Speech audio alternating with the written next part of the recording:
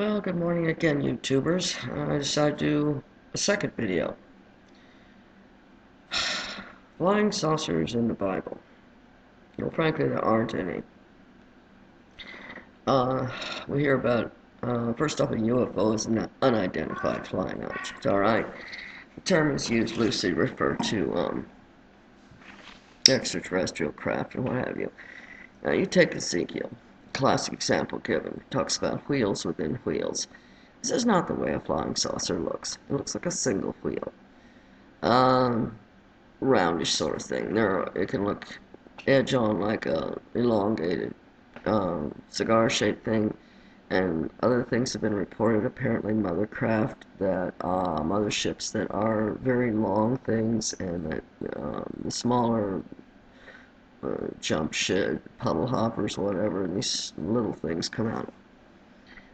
This is not the case of Ezekiel. Also, Ezekiel was totally identified. You have the Lord of Israel on a throne. You have these creatures that are nothing like what is reported with flying saucers. In the case of Exodus, you have this pillar of fire by night, a pillar of cloud by day, and again, this is not what's reported with extraterrestrial stuff or whatever. There's been talk from Velikovsky's time on about the ark as some kind of a capacitor, because you have a dielectric, the wood and the metal foil gold, the layer, the gold, the wood, the gold. Well, a capacitor has to have a separation between at least two layers of the conductant material and the non-conducting material between them, and the two conducting layers do not touch each other, right? With the ark, it is explicitly described as this gopher wood, whatever that is, overlaid inside and out. In other words, it is one continuous layer of metal surrounding that wood. There is no break.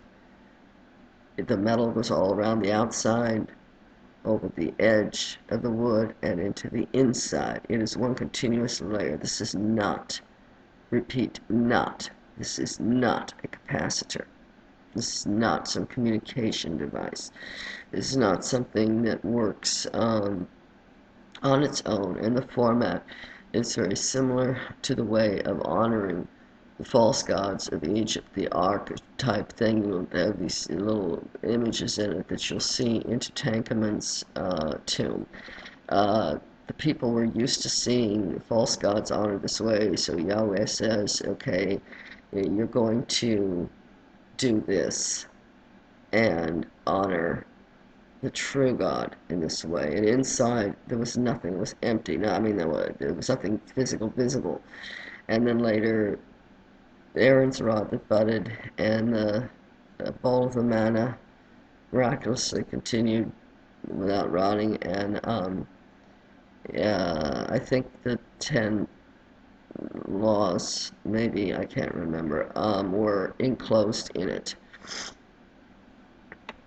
The time that someone touched it and was struck down, this was a person who was not one of those who were supposed to be touching it.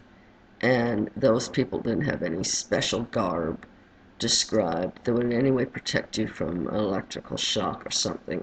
This was a matter of someone who, with presumption and with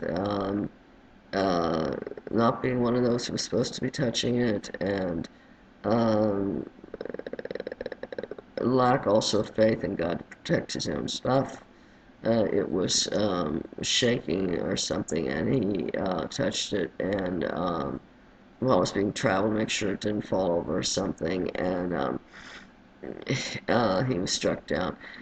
But when it was taken captive by the Philistines, obviously they would have handled it, and they put it in the temple of their false god Dagon.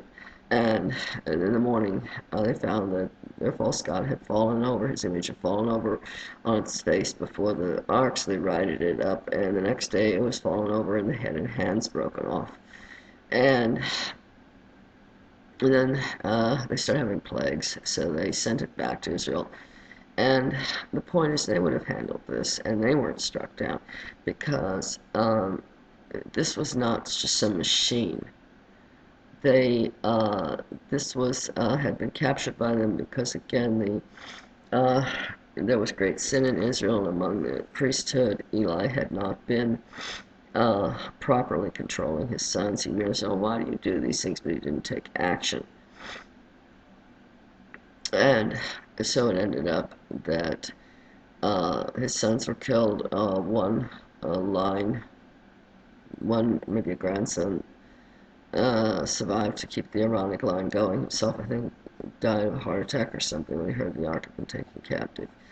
So this is not something that has anything to do with technology or flying saucers or whatever. And there is a lot of rotation that you can see in the universe, and it may be that rotation plays a role in some kind of physics that God prefers for whatever reason to design into the universe, and perhaps in some aspects of angelic motion. But these wheels within wheels, but that's not clear at all. And these wheels within wheels, it's more like a wheel that can turn in any direction instead of being limited in more like a caster almost. It can change direction so that instead of having to do a big maneuver where you're going forward, then you got to turn a corner and move around kind of in a semicircle and change, like with a regular wheel in chariots, cars, whatever. You have something that is so designed that at any moment it can change its direction on a dime, turn on a dime, almost literally. Well, literally, and it's just total freedom of motion without any limitations is implied. Total freedom of action on the part of God. So, this all has nothing to do with flying saucers or anything like